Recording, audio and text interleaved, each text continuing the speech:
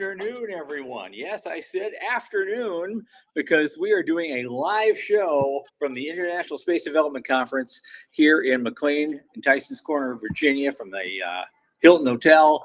Everybody cheer, give a wave, give a cheer. See, they exist, they're real. And they're here. We're going to have a great time today talking about all sorts of things involving the conference and a lot of other interesting items that we're probably going to be talking about all weekend. And we're going to have a lot of special guests coming in and give us a taste of what they're going to be presenting about and everything else. And now, and my good buddy Michael Lane is here with us, and so I don't have to give him a special introduction because he's right here next to me. We've done that already. No more cult of the elevator. At the Center for Space Commerce and Finance, my name is Thomas Andrew Olson, and this is the unknown quantity.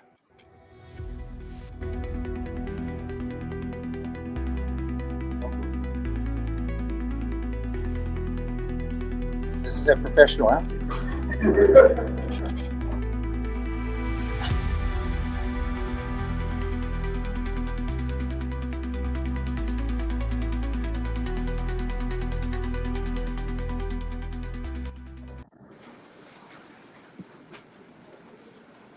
Okay, guys, as you know, this podcast is in fact brought to you by the Center for Space Commerce and Finance. And what do? We do advocacy and activity and all sorts of action to help small and medium-sized companies in space and other areas, mostly space, all around the world through access and advocacy. And our world-class boot camps and our special investment summits have been going on around the world for years, and we add a lot of value to that. And we've introduced like 98 companies in the world since we started all this. So there we go. Everything we do is paid for by you. It's supported by you. And so if you go to our website, cscf.space/support, and hit that nice little donate button, a little in the tip jar each month makes a huge difference. Thank you for your support in advance. And also, thanks for just being here and being you guys, because you're great. And we I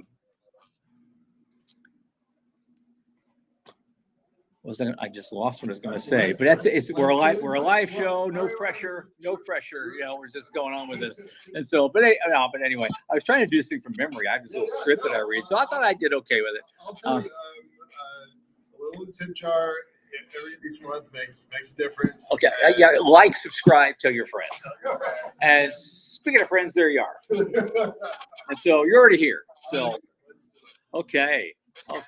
What should we start with? There's so much interesting stuff going on already. Well, the world changed a lot last week. It's going to change again next week. Yeah. So, and we're not even talking about the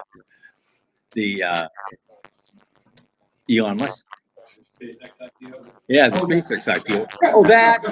Yeah, we're not even talking about that yet. I'm talking about the big boom, the big bada boom that happened last week. The mushroom cloud off the pad. My God, it was a lovely explosion. But what do you do with it now? I guess that makes some interesting. That's a poster explosion, what that was. Yeah, we're just happy to get some input from you guys too. So that's what it's here for: live, interactive, unscripted, and sometimes, in my case, messed up. So there you go. But yeah, what does that do? What do that do? Of course, big thing blows up on the pad. He says he's going to build another one, and he's going to build it quickly, and okay. But I think the FAA might have something to say about that first. That could delay things. And then there's all the dependencies that happened with that explosion that we're still beginning to count. It's the dependencies that I'm concerned about, right? You've got everybody was counting on Blue for Artemis, right? And it's not just one company had a bad day. It's a series of half a dozen or a dozen downstream developments that are going to get delayed or killed altogether. We got some weird feedback on your side. Is there something else? No, he sounds fine. Okay, all right. Okay, no worries. Is the sound fine at your end? I mean, that's what matters. I mean, yeah. Michael's a little muffled because he doesn't have a mic under him. He needs to sit in your lap and talk to them. I'll speak up. Okay. All right. So it's the downstream effects that I'm most concerned about. Yes, it's a bad day for Blue. It has they were holding mourning, and they were having interventions, not interventions. That's not the word. They He's were doing it having- too now. Look at him. Yeah, no, they were having like counseling sessions in Blue in Kent last week, right? It was a big deal because people pour their heart and soul into this thing, and you know, I know some folks that used to work at Blue. They're like, hey, you know, if anybody wants to talk, if anybody wants to, Yeah. and so yeah, Blue is having a bad day, no question about that. But the follow-on elements of their satellite network used to be Kuiper, now called Leo. Those things are important too, right? That Amazon stock took a hit that week, right? But it's all of the other suppliers, all of the other folks that were buying rides. Their missions are delayed. Who knows? 6 months, a year, 18 months. I've heard all three of those numbers, and none of them are good. So you're anywhere in that supplier network, you're having a bad day. Two in particular, something I want to mention. One, of course, Amazon Leo, big dependency with them to get that first stage of their satellites up there. And so I don't know how long they're going to have to wait to get another ride, or who to get a ride with. If they're with Blue, they're going to wait a while. The other thing, of course, is Blue Moon. And now NASA wants to test both Blue Moon and the SpaceX entry in Earth orbit with Artemis 3 sometime next year. And of course, the question is, how does Blue Moon get up there? You know, are they gonna hitch a ride on a Falcon Heavy? Wouldn't that be a delicious, brutal irony?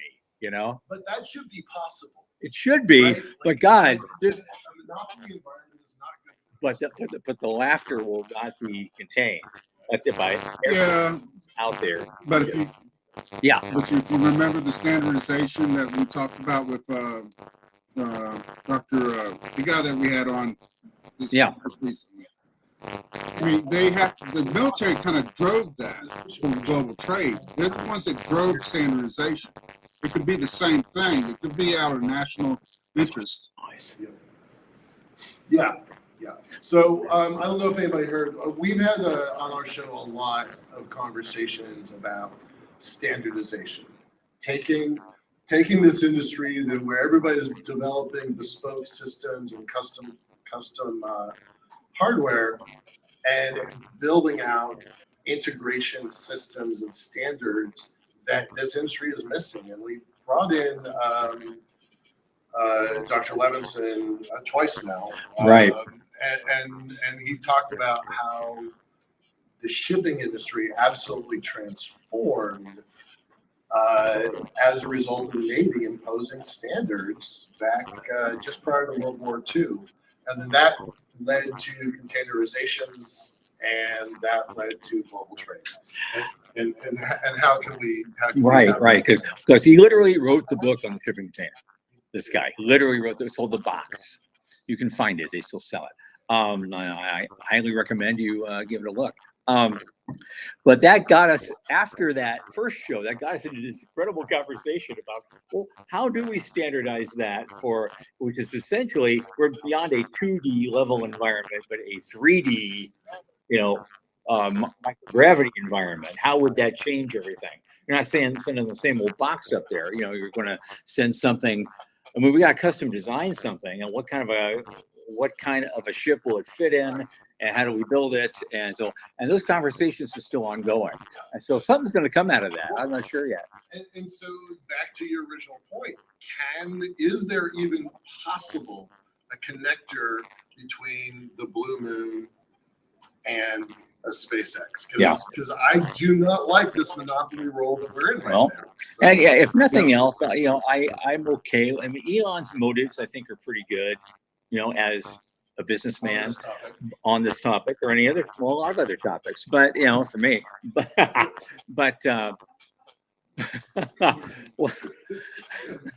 we don't do politics in this room. no, we don't do that in this room.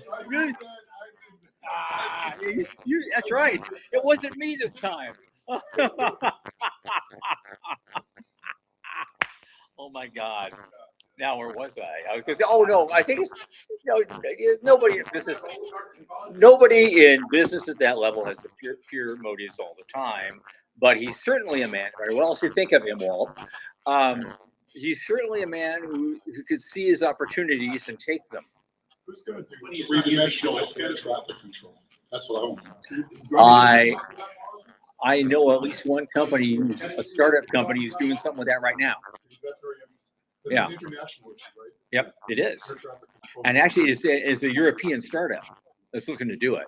That was one of those links that we didn't talk about the other night because I have too many. I have to curate these news items, and we only have maybe room for 9 or 10 before we get the guest on.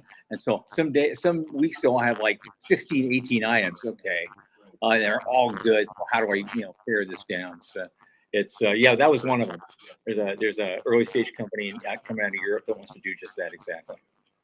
Let's talk about a little bit about what we're doing here today. This is we normally do an hour show, and we usually put in a bunch of news, right? 10, 12, 8 articles, and then we have a guest, and that's normally what our Thursday looks like. We're doing something different this time. We're having live interaction with our audience. So we're happy to be here at ISDC, and so we do want to pull folks in from the audience to talk a little bit about what they're up to, what they're working on, why they're here. So this should be kind of an interactive, conversational show. So we want to encourage that. I've also invited folks. I know there are folks in our track we're doing tomorrow that want to have them, come up and do a little tease about what they're going to talk about tomorrow. We can actually start with you because we're doing a really wonderful panel on the main stage in the plenary session tomorrow at 8:30 in the morning. I know it's early, but you should make it because this panel is going to be so wonderful. Everyone will be there. That's right. Definitely not keynote speaker. But And I might get Sullivan. I just introduce the acts, folks, and then they go and do their thing, and now we have on our show. Set them on fire and send them on the way. I'm really glad to be a part of this. The main stage is not a big deal. 16 years I've been waiting for this. Yeah, right. Yeah. So not taking it lightly. Definitely appreciate it. There's going to be five people on that track. Yeah, there's 5.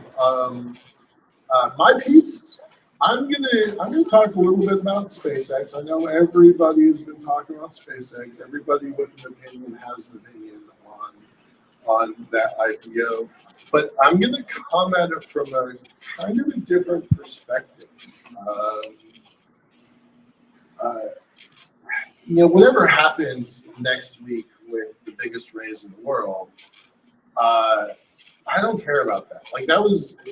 I was in the room back in 2010, maybe 11, when Gwen Shotwell for the first time said we were going to go public. And she actually said they were going to go public that year.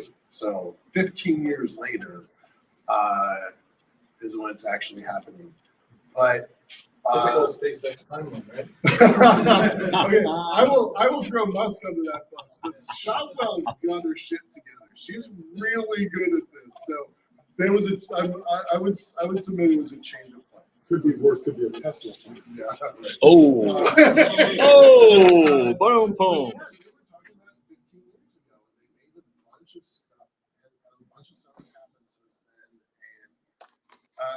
Some people are arguing that the Facebook rules that when you have 5,000 stockholders makes you de facto of a company. They were getting bumping up against that. They did some stuff to kind of like crunch that down, so support there. But I don't really care so much about the thing that's happening next week. What I really care about is what happens a few weeks later and a few months later. Because not enough people are talking about the fact that every public pension fund is going to be forced to buy SpaceX because it's going into the the index. So that's a huge. Except for Denmark. Okay, right, because they made that. They we're made not that doing very it. clear. Yep, We are we're not going to doing buy SpaceX stock for our pension funds in Denmark. We're not going to do it. Um, Okay. right, but if you're an index fund, you have to buy SpaceX as of 2 weeks afterwards or something like that. So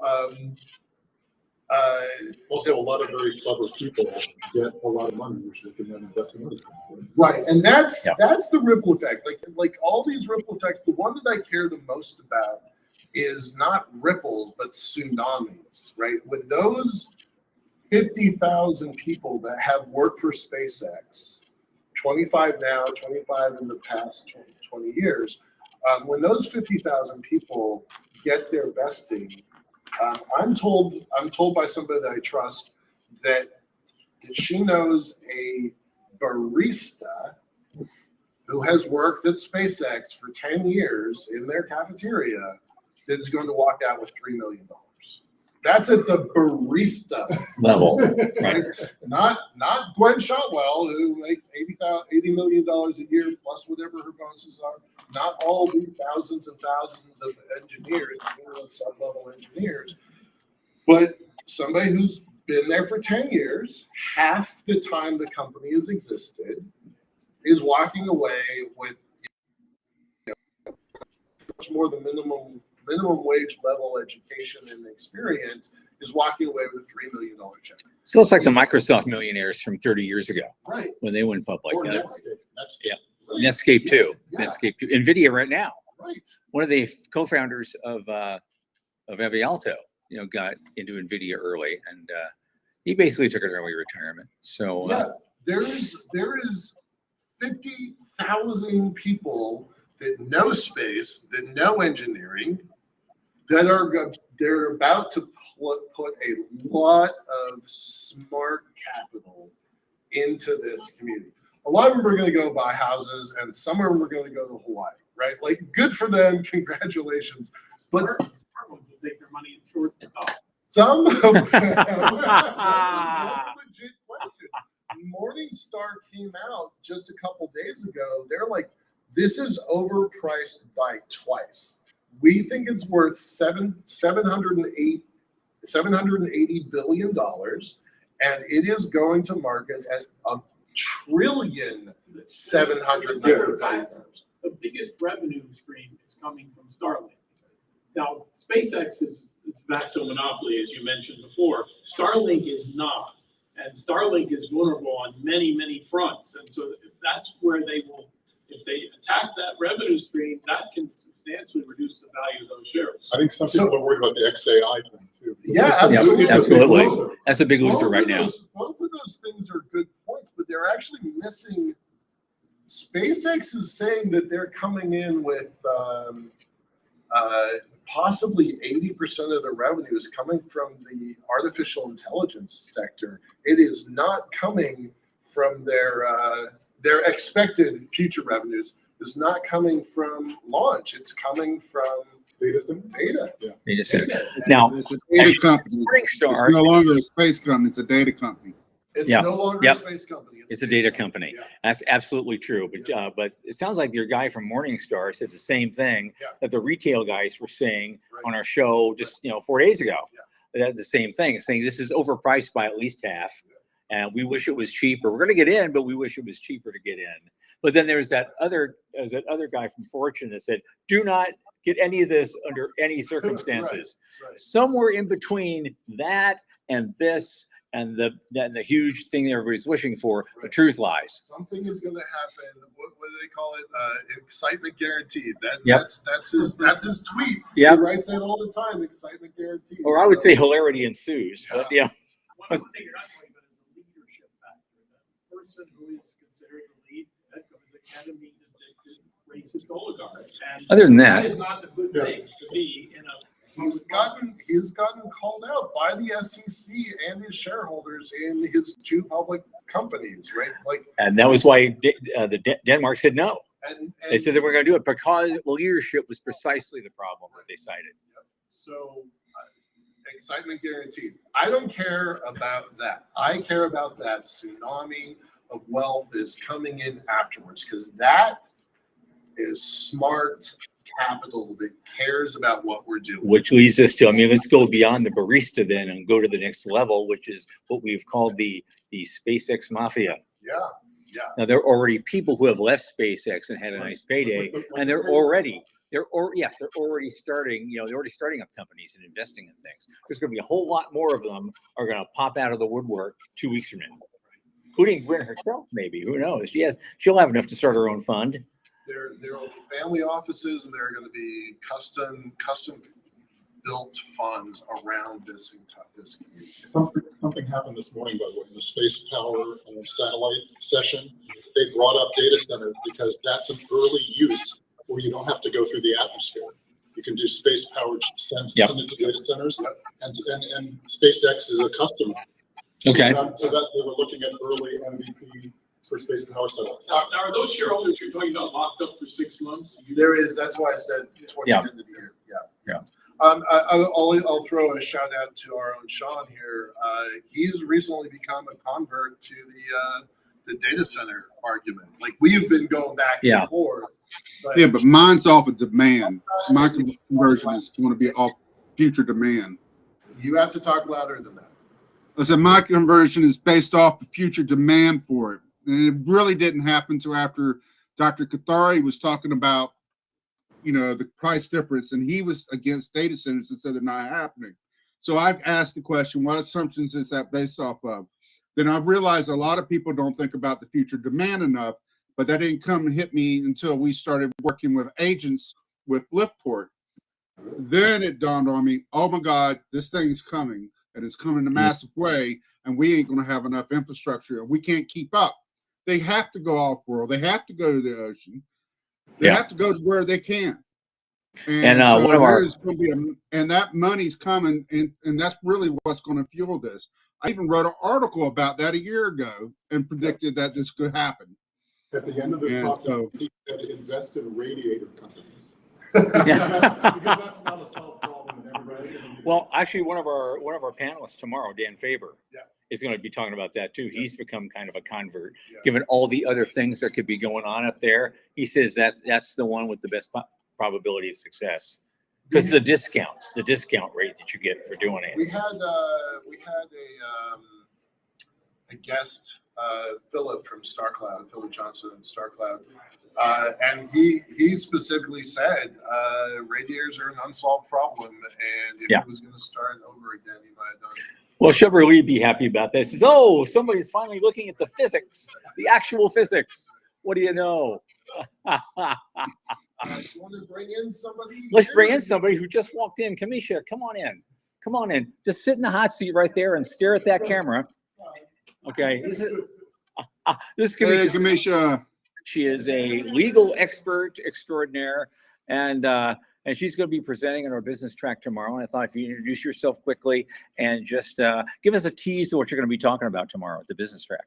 Sure. So, Kamisha Simmons, I'm an attorney based in Dallas, Texas, and tomorrow I will be presenting on building empires in the sky, but particularly when we have these increased business operations offered, and you are an operator, let's say on the moon. How do you use existing law and existing frameworks to protect the territory that you're working in and the area of operations that you're working in for an indefinite period of time? Because and it's a spinoff, the presentation is a spinoff from my Building Empires in the Sky article that I published in the Space Review. That article was more about territorial expansion. This presentation is going to be more about operational. When you're operating, what are the laws and rules and principles that will allow you to continue operating in an area and hopefully not have anyone interfere in your operations while you are, mining or in structures or whatever you're doing at that particular time on that particular site.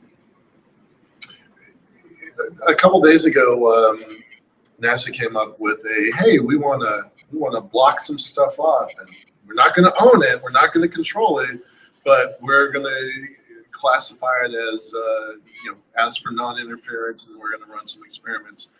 That'd be fine, but they're asking, they're talking about hundreds of square kilometers is the problem. Is it a problem? Is it a problem? That's okay. That's what I want to hear. Okay.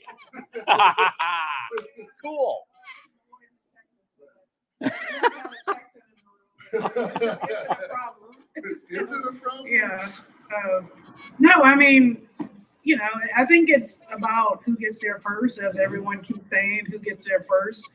And whoever gets there first sort of establishes the rules, because then once you get there first and then somebody challenges what you're doing, then you're going to already have, had your legal arguments ready as to why you're able to do what you're doing, and it doesn't violate the Outer Space Treaty, it doesn't violate the Artemis Accords or whatever, because you've gotten there first. You've already done, your team of attorneys has already done the legal research and analysis and advised you on this is how you go in and this is what you do. And when they challenge you, this is how you're going to respond. And so until somebody gets there first and establishes operations, whether it's US, it could be China, who knows, but whoever gets there first and starts setting up shop, you're there first. And then so you can, if someone else says, well, you have to let me in here, China comes second and says, okay, you can't, take all this land. Who do you think you are? We'll give you an acre, but you're not going to get all that many acres, So if they do that, you can say, well, number one, we got here first. This is a capital intensive endeavor. And then under the Outer Space Treaty, it says that you can't harmfully interfere in our operations. Outer Space Treaty says you have to exercise due regard for our activities. But then China's going to respond and say, well, under the Outer Space Treaty, there is to be free access to all celestial bodies. And, we're all parties to the Outer Space Treaty. And then at some point, either the US or, if we get there first, is going to have to make an argument saying, and we don't know if it's going to fly, but you would have to say, well, for national security reasons or mission critical, the high level mission critical risk, we have to preclude you from coming into this area. And that's fine, but China can say, well, there's nothing that allows you to operate in this area indefinitely, right? Even under the your own Artemis Accords, it says you can create a safety zone, but that safety zone is temporary, and so it will cease once the relevant operation ceases. So even though the U.S. is saying, oh, we're going to have this moon base, we have built all these structures, how long does it last? 100 years when it says, or do China argue, okay, you can have your structures here, you can have that, but you can't keep us out. We need free access. We either want free access or right of way, something. You can't stop us from coming in. You can't put a fence around your perimeter and, put a no trespassing sign or something like that. Well, we can, but, how do we, from an international law perspective, keep them out? Yeah, because that's what added in. Because first you talked about, if you be there first, you can do this and that. But since I've heard all these other words out of you, I'm going, is that really true? Does it really pay to be first and best, or is it only a 51-49 proposition? I think it pays to be first. I think it pays to be first, but also have a team that's already done the analysis and given you a legal opinion as to whether or not what you're doing is in compliance with international law. And then if there is any gray areas in the law, that you have a team, legal team that's advising you as to this is a workaround because that area was silent, that this thing was silent under the current law or legal principles, or this is a gray area, so it opens itself to differing interpretations. And so this is how, if you're going in, especially for the bigger companies, they have the big guns when it comes to their legal teams, and they're hiring the firms that are billing out at $2,000 an hour, and they like to bill a lot of hours putting together legal analysis memos to make a lot of money off their client. So they're going to have, given their client, an analysis of whether or not they are able to do what they're trying to do. And so they're going to have that at the ready if they're Sure. smart when someone, disputes what they're trying to do. You had a question? What's the forum where all these questions are argued about? Is it like at the UN or somewhere? There really isn't right now a forum where that's going to handle these disputes, right? We don't have anything set up, tribunal, a forum, when this activity increases over the next 5 to 10 years, especially on the moon. So if whoever gets there first, let's say you get there to the valuable where there's the water ice, and then somebody else wants to come in where you're saying, no, you can't come in, we've secured the area, we put a fence around our perimeter, you can't come in. Until that happens, unless it's from one, nation to the other nation or their citizens, then we'll see. Once that active dispute, live dispute arises, then we'll see what emerges in terms of whether they exercise diplomacy to resolve it, or they get serious about saying, for space matters at an international global level, we're going to create a tribunal or dispute resolution forum and mechanism to handle these types of And issues. there's nothing so to Yeah. be specific, the ITU manages spectrum allocation and assignments, right? So there are some organizations out there that say yes or no to some of the questions. What Kamisha is talking about, I hate to say it's the wild, wild west, but it is, and it's worse because at least at the wild, wild west, there were sheriffs roaming the territory. There was Right. some authority, but there are 250 years ago, King George controlled the entire East Coast. He had the legal right to tell Right, yeah. people in these colonies what to do until those colonies declared independence. And then there was some fighting, but ultimately, the King of England now acknowledges U.S. as a separate legal entity. So, that's an interesting idea. There's no real authority that they can impose their will. What happens? Someone this morning mentioned the law of the sea. That's a couple hundred years, right? And so Yeah. there's at least an analogy there. It's just Uh, that Yeah, I pointed Well, straight at you. the United Nations Convention on the Law of the Sea, from the U.S. perspective, we signed it but never ratified it. So we have our own deep seabed, hard minerals resources act with respect to deep sea mining, meaning the mining that's in the waters outside, underneath the seabed, on the seabed. We have our own law because we never, while we were negotiating the law of the sea, we had this gap legislation, and then once they, enacted the law of the sea, we never ratified it. But anyway, for the law of the sea, they have what the U.S. doesn't currently agree on is that the benefiting. Probably why we haven't ratified is because there's this benefit sharing where they're supposed to pay certain amounts to, I guess, developing countries, and we take issue with those types of things. But they have created an authority, right, under the law of the sea, the International Seabed Authority, to govern the activities under the high seas. I don't know if that's in space. right, because you have territorial waters and not territorial waters. But on the moon, for example, you don't have anybody claiming anything.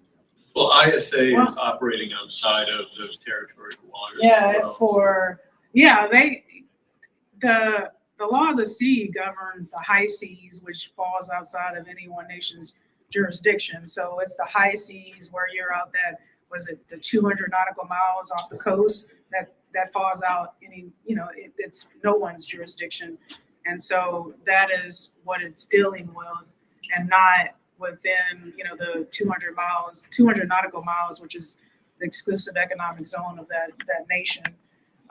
So yeah, it is technically similar in the respect that it deals with a area that falls outside of any national jurisdiction, just like space does. we're gonna talk about this more tomorrow. What time are you on tomorrow? 11 a.m. 11 a.m. All right. And it'll be in the Dallas room, which is right across the hall from us over here. Can't miss it.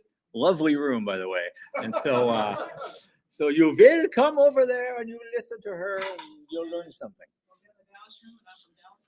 There you I'm go. actually from Victoria, Texas, but I live in Perfect. Commissioner Simmons, thank you for coming in. Yeah, thank you. Now, counterpoint. Wes, come up here. Let's do counterpoint while we're point counterpoint. Here we go. I don't think they're very off. Those two are not very different. We can spend all day agreeing with each other. I know, but you have another take on things. I'd love to hear your point of view, and I want you also. You're not, since you're not presenting tomorrow. There was no room left in my track. Yeah, I don't know. We dropped out, but I'd love you to talk about what you like to talk about, and get some interest. Everybody home is watching. There'll be other people seeing this, so yeah. My name's Wes Ferris, the self-proclaimed owner of the 3 Stars of Orion's Belt and asteroid 160346. I wanted to show you this. I kind of think Wes is a badass. So no one at home can see my phone, but I took a picture of Orion's belt. I'm like, my buddy owns that. Well, I did a test claim of ownership to the 3 Stars of Orion's Belt and filed it with the Knox County Recorder just to get it on paper as a party trick back in college. But then I wanted to see how far I could actually take this. Who's actually going to say no or yes? I knew that the Outer Space Treaty didn't specify anything yay or nay about private citizens, and so I ended up taking it to the tracking down the competent authority without any litigation. Posing the question. I've seen people do this wrong before by trying to sue NASA and over a claim on an asteroid to squeeze jurisdiction out of a federal court where it couldn't give it. So I found the appropriate entity within the State Department, which at that time was the Bureau of Oceans International Environmental Economic Affairs Space and Advanced Technology Division, and presented them with not to say that they're granting me or they endorse my ownership of this, but is a claim by a private citizen just that in violation of the Outer Space Treaty. I know some other treaties where it would be, like the Moon Treaty, if we were under that. Oh my God, we'd be screwed. I think only 9 countries have signed that, and one of them was Australia way back when. I don't know if they've been trying since then to get out of it. I don't know if they can find a way to do that. Well, it's interesting. The Moon Treaty actually was an attempt at extending the ban on nations annexing outer space directly to private citizens.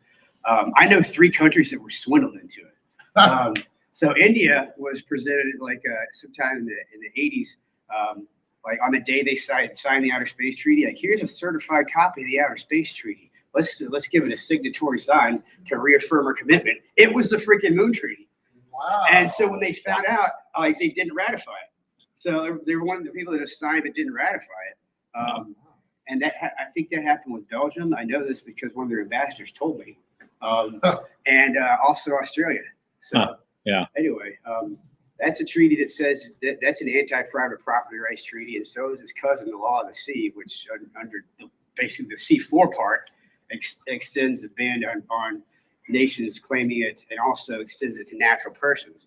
I'm sorry, but I wasn't, as a natural person, I wasn't consulted. Like there should be legions of natural persons. But stuff like this, why people can't have nice things. Yeah. It's basically what it comes down to. Are they like a legal entity? They still exist. No, but are they a legal entity somehow internationally untouchable? Because otherwise, couldn't they get every country could? They're a U.S. company, and the U.S. hasn't ratified Oh, it. the U.S. doesn't carry it. Yeah. That's the answer. So Well, you've got some news. You want to talk about it, or you want to talk about it until tomorrow? You're on camera now. let's see. Well, let's see. Apparently, his news is in a bag. Yeah. Well, He needs to talk about it now. say again, Sean. He needs to talk about it now. We need the ratings. Right. All right, well, in this folder, certified copy. I don't know if you can see it here.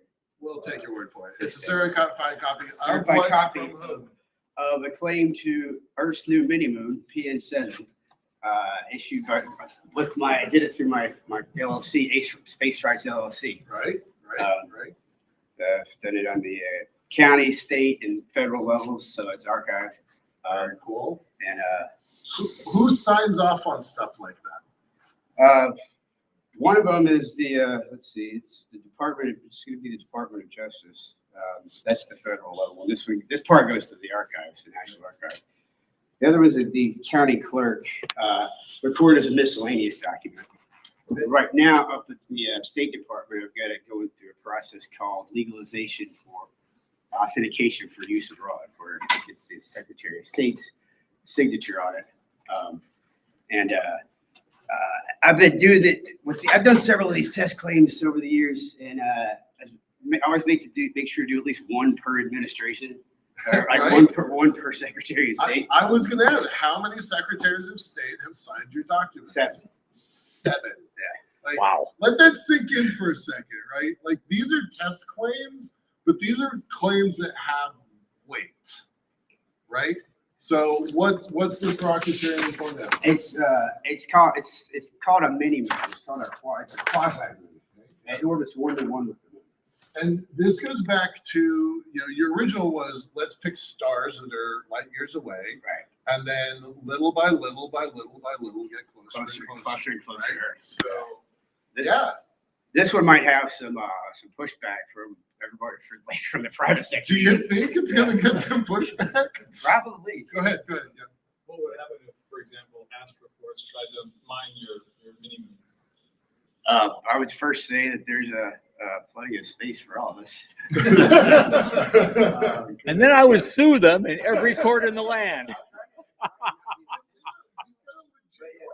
Right? Like Astroforge is a company that could actually go out and tackle something. So what if they did? I guess it would come. You would have the choice to either say there's a problem under the Outer Space Treaty, because it all falls back on nations, and just say it's the nation's fault. But I would aim for this is just a general blanket property rights claim, and for mineral rights. So I'm trying to do this without litigation. Yeah, so Yeah. what if they argue that you never physically possessed? They physically possessed it because they got there. You never physically possessed it. So possession's 9/10 of the law, but then there's that other 1/10. Or 9 years to life, depending on what you're possessing. I would say the one that achieves both, but there is a mission plan. It's not just going to be a paper claim. So if they, there's a planned mission to where that I'm part of to where Well, the goal is to land there first. well, then on that example, though, let me as you talk about, somebody else got there, but you made the claim. Did you pay some money to put in these claim forms? You have some skin in the game. Well, yeah, there's standard. Okay. It's standard government. So, but technically, you have skin in the game. So, for example, when I bought my house in Florida, we closed on April 7th of 2020 because of all the COVID issues. I couldn't actually get a flight down there. My flights kept getting canceled. So I said, hell with it, I just drove. I didn't actually take possession physically of the house until May 15th. Did I or did I not own that house for that intervening 5 weeks? No, you I'm owned it. asking. You owned it, but there was a chain of title. There was recording of deeds, however long that property had been there, and homes had been there, and so it wasn't the Wild Wild West where it was the New World. Right. Now you're in England or Portugal, whoever you are, and you're saying, I'm going to stake a claim to 10 acres in the New World before you got to the New World. Mm-hmm. But then somebody that came over here on the boat and then got here and actually built something there. So then you're saying, you're still in Europe and you're saying, oh, I have the paperwork for that, but then when you arrive in the US, somebody already built homes, barns, whatever on your land, got some horses and some cows, and then you're saying, you're saying, Yeah. get off our land. Those, Well, they said, those, I've been here, how long, how do yeah, you know? right. Those darn squatters, right? Unless you're a king, you can just say what you want, right? Like, I own North America. And so that, you're one of those. Yeah, there's gonna be competing claims as we get closer and closer. But there's no international court for settlement of those yet. I mean, there is, but we haven't. No, it's going, no. If it was, the US wouldn't join. Just like one of the private entities. Yeah. Doesn't exist yet, so that's a problem that hasn't come up yet, and I don't have the answer to that. Is anything about the body recording just the physical object itself, or is there anything that's also tied to the orbit that it's in? Because I could also imagine in a not quite mining scenario where somebody like Transastra comes up and collects the body as a whole and transports it somewhere else, right? And so it's like Put it into the lower hull of the Enterprise, and fly away with it. Yeah, no, transaction just came up with a bag, yeah. So it's like, what about the body, or what about the documentation correlates that body? Okay, so I've got it down to NPC designation, minor planet category discovery. That's the classification. There's three parts: classification, physical parameters, and orbital elements. The physical parameters, that absolute magnitude and estimated diameter, which is about 19,240 meters. We don't know yet. Then the orbital elements, which is the semi-major axis, eccentricity, inclination, perihelion, aphelion, orbital period, mean motion, ascending node, mean anomaly, and Earth, and mean distance. So this covers the orbital, like this covers most of the. So that's the uniquely identified. Yeah, this is the identifier. Yeah. This. How far is it? It's 11, 12, 13 million miles, something like that. Something like that. It's an average. Yeah. And it's a transient rock. It's gonna move out of Earth's influence in about 70, 80 years, something like that. So At that point, it would no longer be a quasi moon. Right. It would be classified as something else. It's an RV. You can keep owning it. all right. Want to move on? Yeah. Got Okay. anything else? No, Okay. He's got a white paper. He's got a white paper that working on. Yeah, we're working on that. Working on Okay. All right. Thank you, man. Hey, I see Jim Plaxco back there. I'm hiding back. Stop hiding. Get your ass up here. Sit in the hot seat. I get it. There's that award-winning personality, Tom. That's how you get Yes. friends. Oh, he'll be back. All right. Okay. Okay. Hello. So tell our viewers who you are and what you're going to be talking about here. Sure. I'm Jim Plaxco. In addition to being the subject matter expert for economics for the National Space Society Space Ambassadors Program, I have to take a breath now. Yeah. I'm also president of the Chicago Society for Space Studies, which I imagine is why you have me on the business track, because I'm going to be talking about a space station design cost simulator, another mouthful, that we just released on our website. Yay. Okay. Yeah, that's fine. I don't think the world has enough space station simulators. I mean, I really don't, because that's an area I really am excited. Yeah, see, well, for me, I was limited in terms of my choices because I was looking for a way to make our website more engaging, particularly to a younger audience, especially students. And I wanted to come up with a way of getting people to think about the whole process of decision analysis, particularly techno-economic analysis and financial analysis.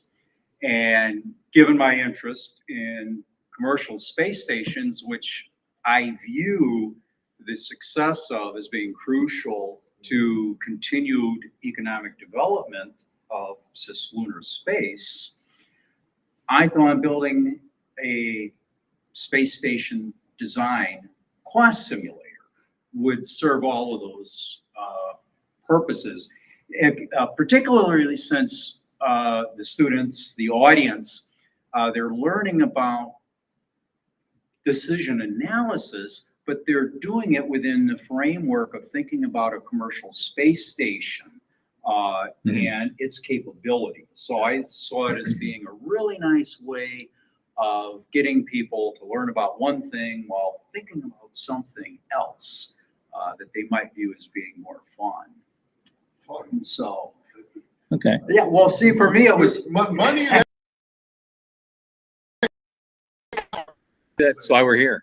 Were you a part of the NSS that they had a couple days ago about focus? I wasn't party to it, but I was aware of what was going on. And this is, I don't know how familiar your audience is with it, but a while back, NASA announced a slight redesign of the commercial LEO destinations program, which basically threw everybody except I would say Axios under the bus because they were going for, hey, we want somebody who will attach a module to ISS.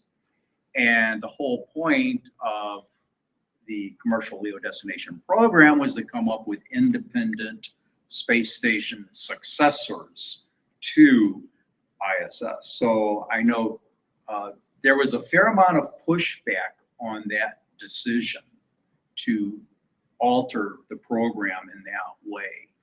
And in light of the pushback that NASA received from various organizations and individuals about that decision has now been rescinded.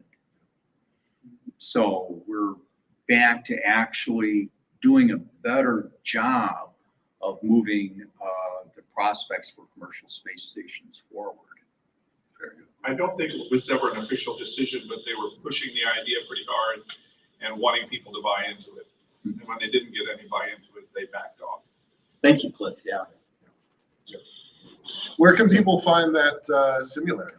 If they go to chicagospace.org, they can find it there. Of course, they'll find it from the homepage because they'll have to go to the user guide first in order to get access to the simulator. And I do suggest at least quickly scanning the user guide, even though it's long. And that was a real challenge for me, was designing a program that it lay somewhere between a spherical cow and Bonini's paradox, which is meaning too simple to be useful. Right. Bonini's paradox being a model that's so complex that you lose your ability to understand what you're modeling.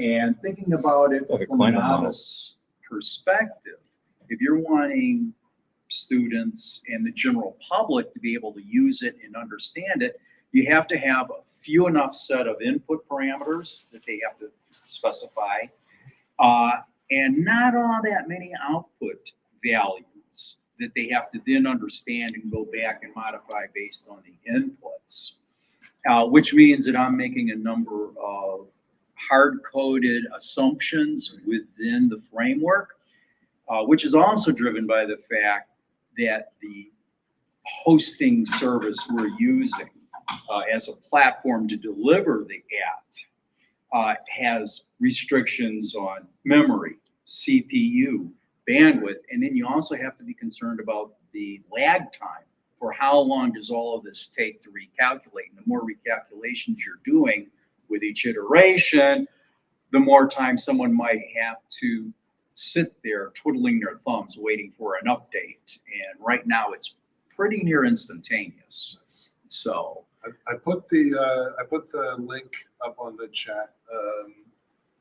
so we can pass it out to Yeah. our audience. By the way, I want to do a quick shout out to our audience. Yeah, I brought it up myself so I could see, I forgot to look at that to see who's here. And our people here today, Luis Andre Reyes, one of our new fans, is with us today. And welcome, sir. Jason Todd Sprecher, one of our, we love that guy. And he's here today listening to us live. So that's, Appreciate y'all. And especially because it's a different time than normal. So y'all actually had to set your alarms to come in. So really appreciate y'all. Appreciate it. They're skipping work. They're skipping work. All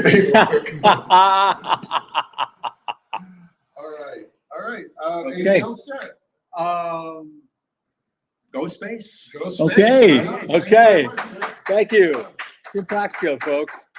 Aiden, what you got? Question for Jim. Yeah. Is it more of like a sim scheme, or is it more of just enter a number and you get some sort of? There's about 20 input parameters that you can specify, and then there's a lot more parameters that or values that come out of that.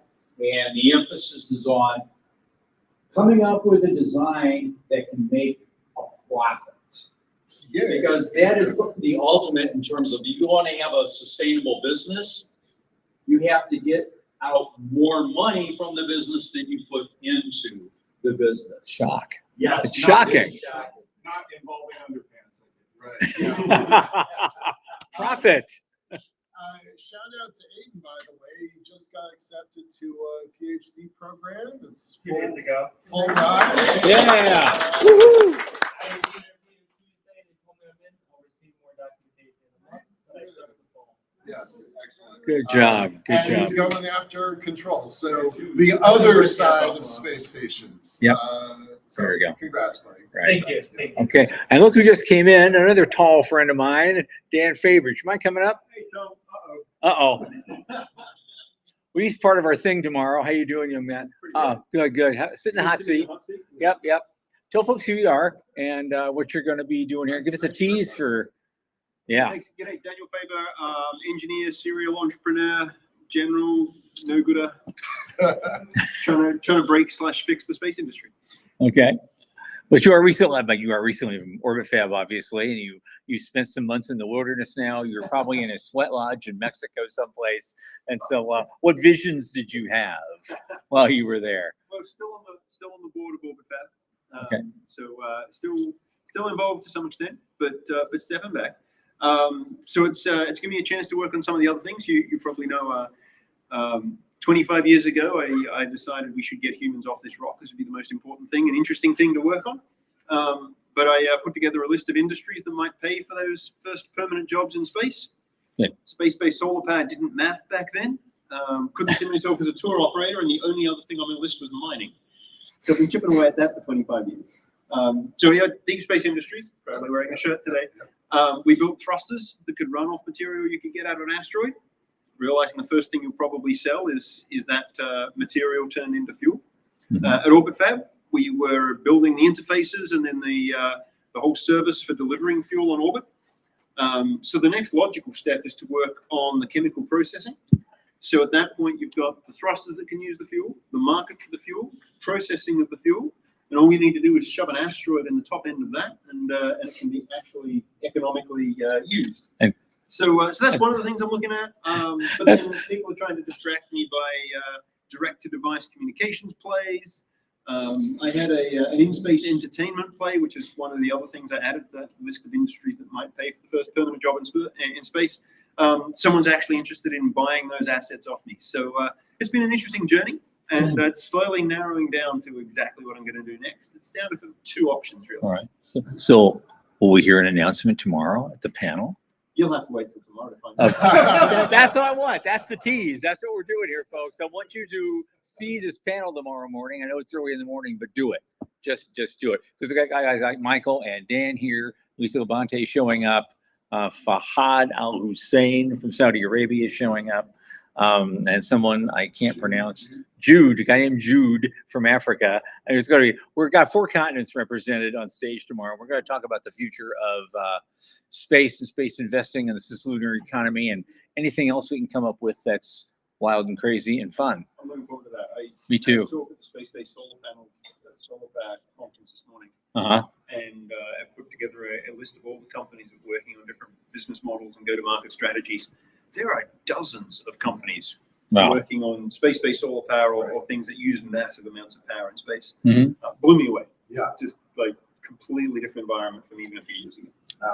Last year, it was a different environment last year. Yeah, it is wild how many are coming online and really credible teams with actual capital trying to build real systems. It's remarkable. Well, I think also that's a product of the money, the sheer volume of money that's coming into this sector now. It's like, also a product of the mistaken belief that SpaceX is going to drop launch prices. actually, no, it isn't. I don't agree. I don't agree because for the last year or so, we've been keeping track of this. Like almost every week, every show, we're talking about companies that have gotten 5 million here or 10 million there or 40 million here or 500 million over there. And we just keep adding it up. It's several billion a year long before we started talking about a SpaceX IPO. And so you ask, are you going to get a halo effect this year because of the SpaceX IPO? Damn right you are. And seeing it in the stock market. we are. I am Yes, quite desperate that's to true. take space companies public right now. If anyone's got a company that might even be worth taking public in 12 months, they'll take it public for you tomorrow. Yeah. Well, Firefly's going, they're doing an IPO. Something else. Wait a second. Shush. Is it a SPAC or something All else? the above. Reverse Really? takeover Okay. vehicles, Yeah. SPACs, IPOs. Like there are people desperate to get exposure and to help bring that exposure to the stock Crazy. market. That's kind of new information. It It's is. vaguely important. Vaguely Yeah. important, yes. Yeah. I'll talk more about that on the panel tomorrow. Do that. Yeah, That's see what it another one. All you folks at home, sorry you can't make it. That's okay. Yeah, we're shutting it down now, but I am just a humble moderator. So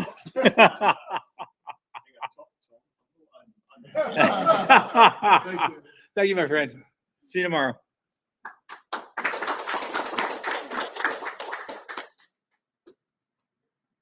Hey. Hey, everybody. Hey, everybody. No, it's not. That's all counts. Introduce yourself. Hi.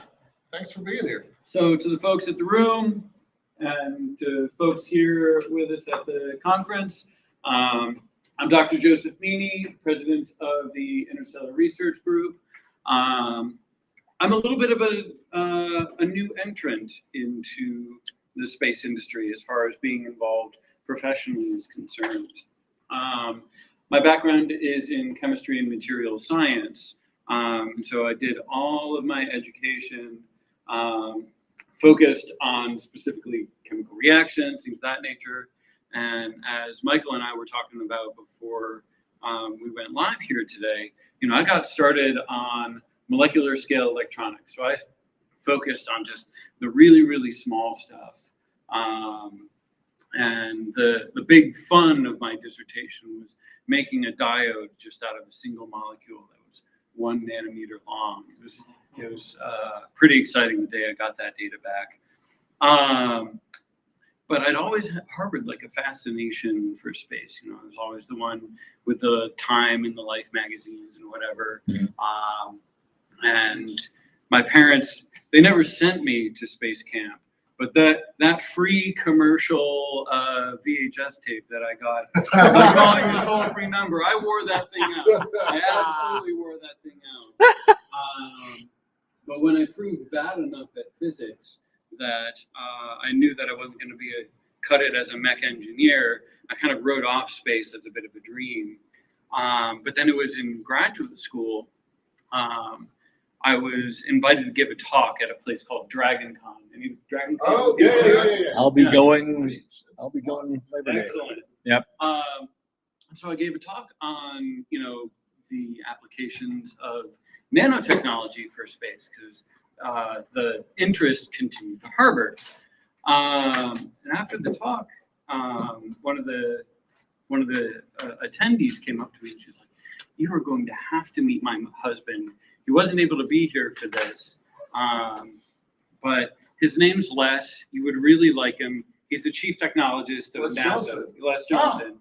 Awesome. Well, that explains your interstellar too. Exactly. So it was from there that I got invited to this group in Oak Ridge, Tennessee, and this event called the Tennessee Valley Interstellar Workshop.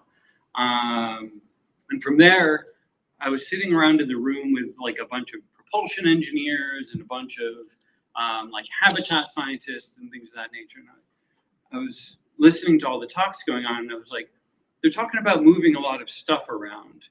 There's a lot of stuff in space. And I know a lot of stuff about stuff. So I actually have something to bring to this conversation. So fast forward 10 years, the Tennessee Valley Interstellar Workshop rebranded itself. It went international. It's now the Interstellar Research Group.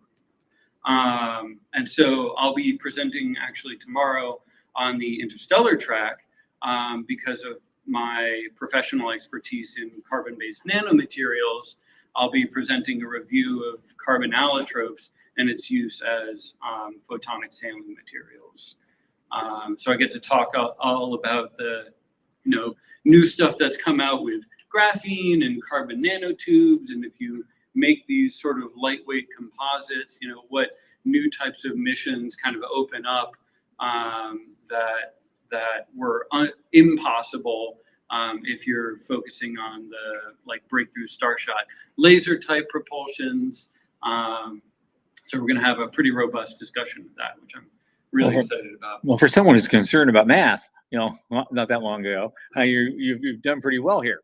You got the chemistry and the physics down, clearly. So yeah, sounds like a lot of fun. Electronics was my worst class in college, but then I go on to invent the tiniest diode. It's like, all right, well, I guess the things that I find really hard are just the ones that are truly motivating. Yeah, I get it. The one programming class I took in college, I just was miserable at it. This woman, just German woman, says, "It's obvious, nothing about Fortran." Well, years later, I ended up with a 31-year career in IT. So, and now I moved into telecom. But yeah, I get it. Sometimes what you study doesn't always work out, but you always find something where you find some passion in. Yeah, it keeps you involved, and I do IRG stuff as a hobby. Like that's it's all unpaid, it's all volunteer work. But I think we're doing pretty well for ourselves. We're going to have our second European conference, the second European Interstellar Symposium in Venice, Italy, later on this year. Teamed up with the University of Padua for that, which is really exciting, in the IAA. And then we teamed up with Georgia Tech for the 10th Interstellar Symposium that's going to be in Georgia in 2027. So lots of exciting stuff going on. And, we're talking about not just space or habitat or propulsion, but it's, bringing in how does economics evolve over long term? How does language evolve, cultural evolution? These all sorts of things have to play into ultimate mission design, because you can't just slap a bunch of people inside an O'Neill cylinder and, say, hey, good luck, and expect them to arrive safely at Alpha Centauri. I know a few I'd like to put in there. So, I mean, can we keep that option open? Maybe for the breathing or not? Well, I love talking to interstellar people because usually I'm the craziest guy in the room, and then I get to your room and they're like, "Let me tell you crazy." So I love it. I seriously, legit question: are you aiming for warp drives, or you said solar sails, or life ships? If you were to pick one of those three, where would you? How do you think we're going to get to another star? Yeah, so I do like the idea of world ships or habitats, things of that nature. My concern for that is the energy budget that has to bridge you the gap, because your ship is going to be radiating energy all of the time in all directions that you're going to be driving through.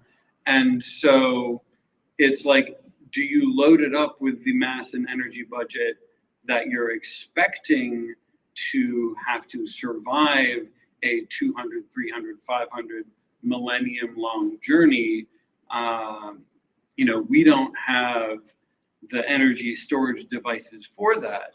And the amount of uranium or fissile material that you'd have to rely on is extremely large. Now, is there a possible amount of helium-3 or fusionable material in the interstellar medium? We don't know enough about the interstellar medium to actually say yet. And that's where some really interesting rapid missions to the heliopause would actually be quite useful.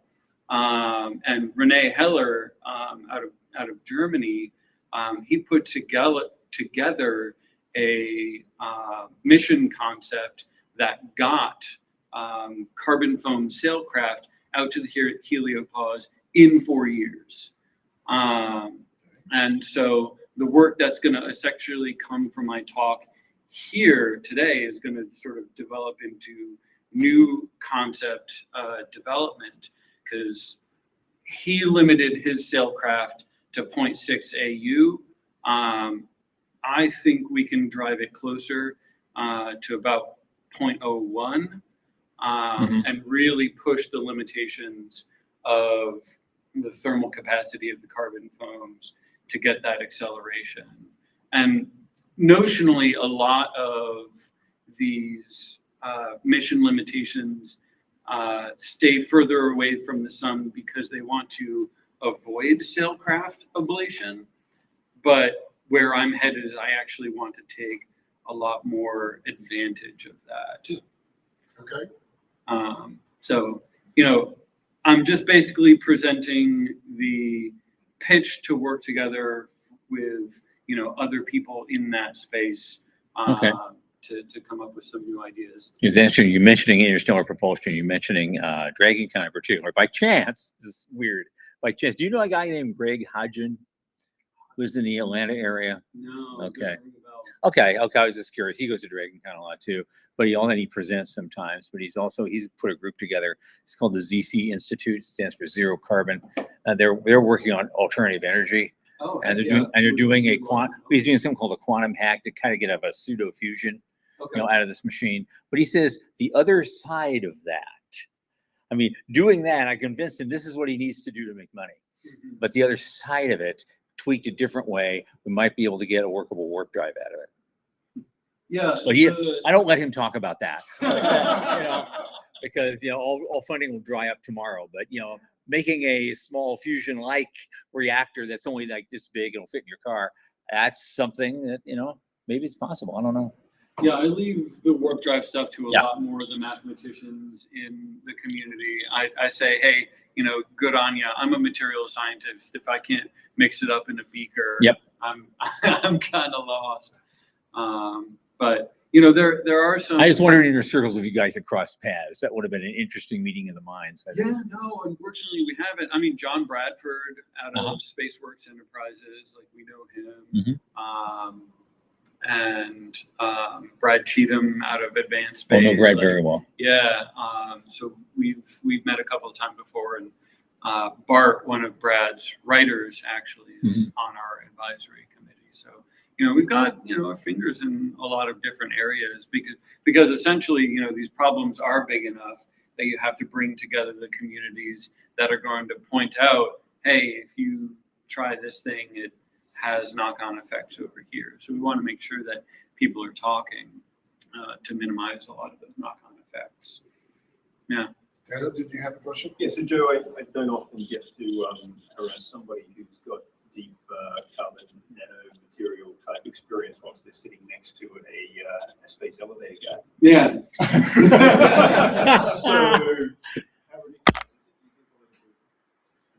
So I know that a lot of the issues have come from defect engineering is the big limitation, right? Like, yes, you have the tensile strength and the carbon nanomaterials and things of that nature.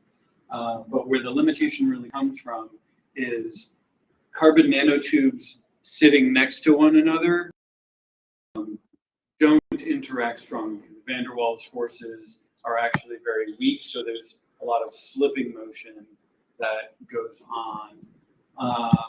I am really interested in some of the high pressure work that's going on right now to actually make the synthetic Lonsdaleite, because, and for any of you that aren't familiar with your carbon allotropes, so there are the graphene type sp2 allotropes. It's graphene, carbon nanotubes, buckyballs, all that.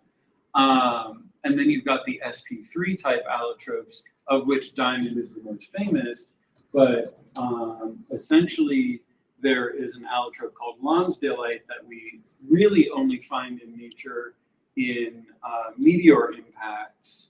But people are working on creating it synthetically in the lab, and they're creating it synthetically in the lab by taking two planes of graphene and then subjecting them to immense pressure so that those two platelets cross-link into its own new synthetic diamond-esque type form. And that's going to give you the rigidity and structure that I think has the opportunity to, where you start with tensile strength in one direction that's benefited on the carbon nanotubes, but then if you got them to cross-link in 3 dimensions in a way that nanotube yarns, nanofiber yarns won't be as strong, gives us some hope.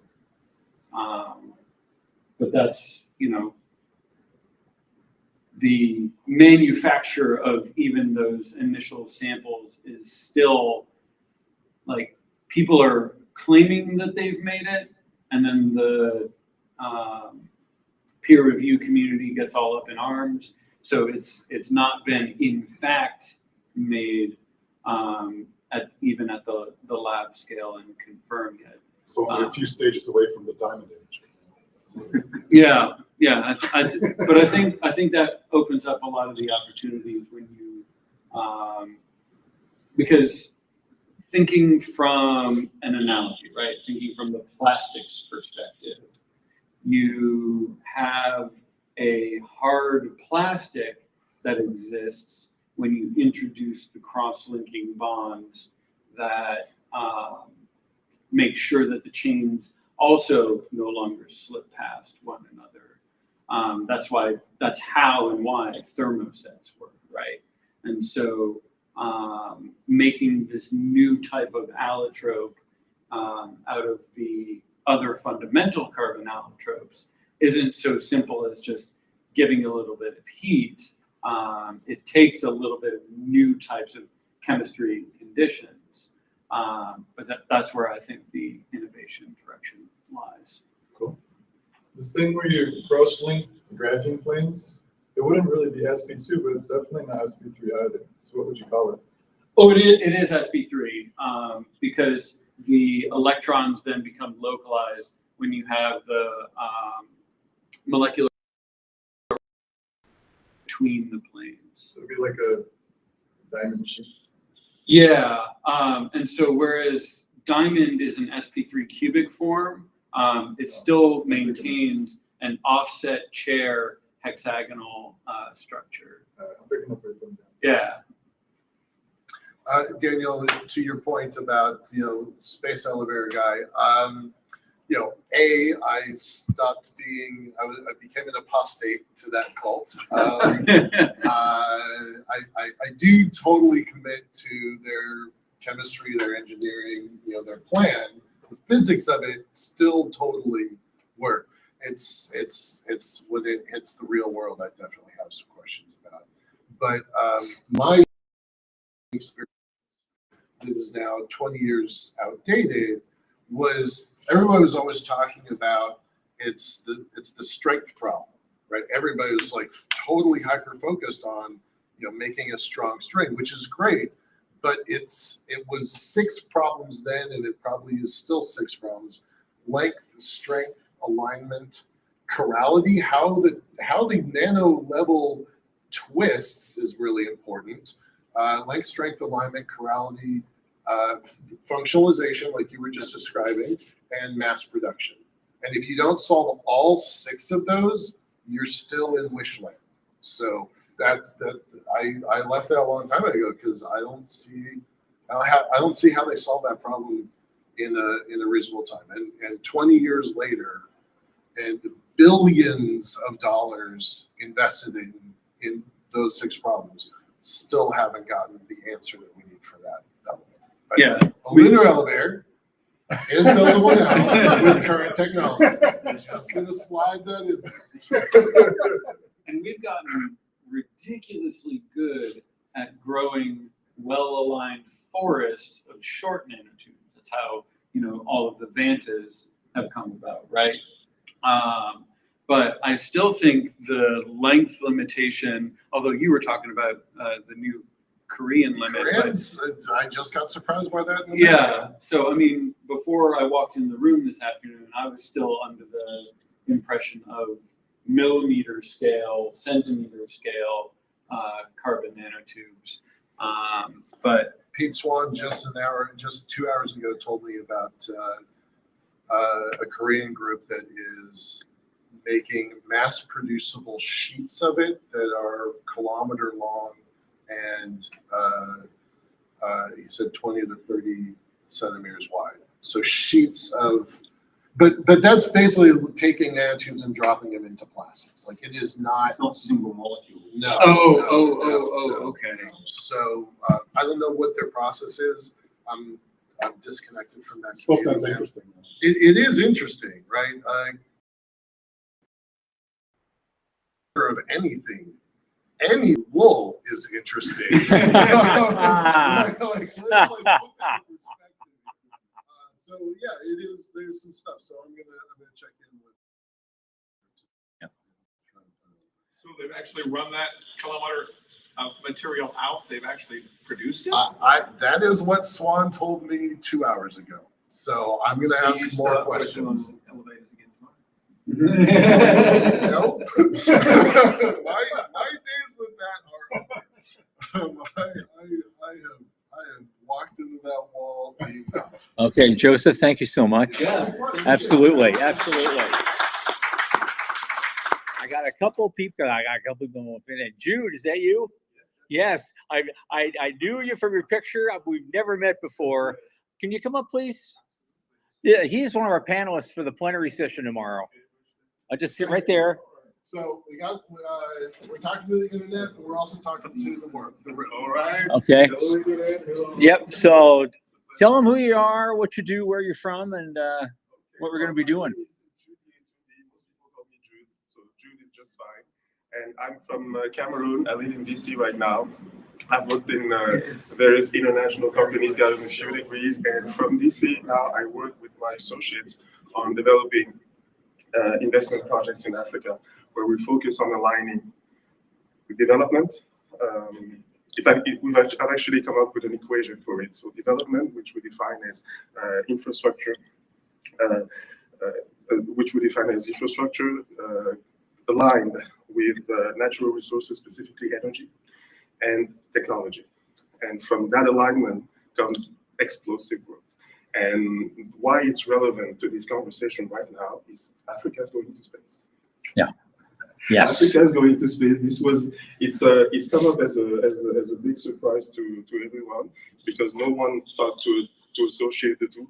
Wrongly so. So I'm not going to get into a whole dissertation about how actually astronomy was invented in Africa, because the oldest megalithic structures that we have on Earth, several thousand years older than the one in Britain, what's it called? Than Stonehenge, are actually in the African Sahara. So we can talk more about that yesterday. So it's a very old tradition that Africans are reviving now and using it in ways that are absolutely innovative for development, which has all sorts of consequences in terms of their own transformation, and also strategic consequences about how the whole lower Earth economy and is going to develop. We can talk. I hope we can talk about the implications that has for Elon Musk, which are interesting. Because Africa may actually beat Elon to having a million satellites. This is just if you look at the mathematic progression of the number of satellites that have been launched by Africans. So both in terms of the how, the why, and the ambition that has been rolled out by different African countries at the state level, but also increasingly at the private sector level, and the alliances and the connections that are made worldwide. It's Africa is a rising force whose impact will be felt even more going forward. I've been saying for quite a while that development of the African Space Agency rivals and could in fact eclipse the European Space Agency. Oh, absolutely. I mean, I know that sounds like a wild claim, but it's gone faster. It's more organic. More nations and larger budgets, arguably. Not yet, but soon. Yeah. Plus, we already have at least 2 African launches project. One in Somalia, which is the collaboration between Turkey and Somalia, and another one that's, I think, from last year between Djibouti and a private company from Hong Kong. They're setting up a launcher. There are others coming. I hope in my country, Cameroon, and probably in the countries of the Sahel. Also, I would bet somewhere in Southern Africa. It'll be either Namibia, because Namibia seems to be the best candidate, because they're one country that is putting a strong emphasis on those technologies, lower Earth orbit, but also the wider data economy, because that's what Africa is doing, basically, with space. Africa is using space to build the digital economy, the big data economy. And that big data economy combined with Africa's needs and Africa's resources is going to create that explosive growth. So, and well, these days that also leads you into questions of geopolitics, because obviously that alignment aligns with questions of sovereignty, but also technology, because Africans are using their own specific technologies. I'm lucky enough to be working with some of those companies, and one of the countries to watch in particular in that regard is South Africa. There's some great innovative local technologies that are developed. Actually, it's repurposing often of technologies that are already in use, like radio. Our partners in South Africa are using radio technologies in ways for the space sector in ways that others hadn't, and so useful that even the U.S. Navy is interested in it. So we're actually partnering with them because it presents more efficient and cheaper solutions. So that's one example. There's Kenya, and in terms of the ambition, there's Rwanda, which is a country that has made technology the cornerstone of its approach, which they're already doing in mobile technologies and in all sorts of ways. But interestingly, they've reserved space routes for satellites in the hundreds of thousands. Wow. They've reserved them. So this is and they've already launched, I think, 2 satellites, most nano satellites. I think most of there's about 160 plus satellites that have been launched from Africa. Most of them are nano satellites. But in the case of Rwanda, clearly they have a vision of hundreds of thousands, if not a million satellites, organizing and channeling Africa's data. Okay. Those different places. Will the system absorb 1 million satellites without turning into 1 billion pieces of space junk? That is a great question. Elon seems to think. He doesn't see a problem with it. So Oh, well, say no more. If Elon thinks it, well, by God, it's got to work. So if Elon Musk thinks he's okay, I think I'm fine. Oh, God. It's sounding like a Monty Python sketch now. You know, I mean, okay. All right. So it's so actually it'll be interesting because actually you're already starting to see a level of competition between the business models rolled out by Elon Musk, which has to be given their due in terms of their productivity, their innovation, whatever else you think about the man's politics or what type of businessman you have, you cannot contest what he's been able to do. And as I said earlier in the show, you know, he's a guy who he sees an opportunity and he takes it. Absolutely. And so if Blue Origin is going to give him an opportunity by blowing up on the pad, well, okay, he's going to take it. Interestingly, what he's meeting in Africa is he's meeting rising local ecosystems and increasingly integrated through outfits like the African Space Agency that have their own ideas about how to seize those opportunities and how to organize them. Mhm. So that's what's happening to him with Starlink.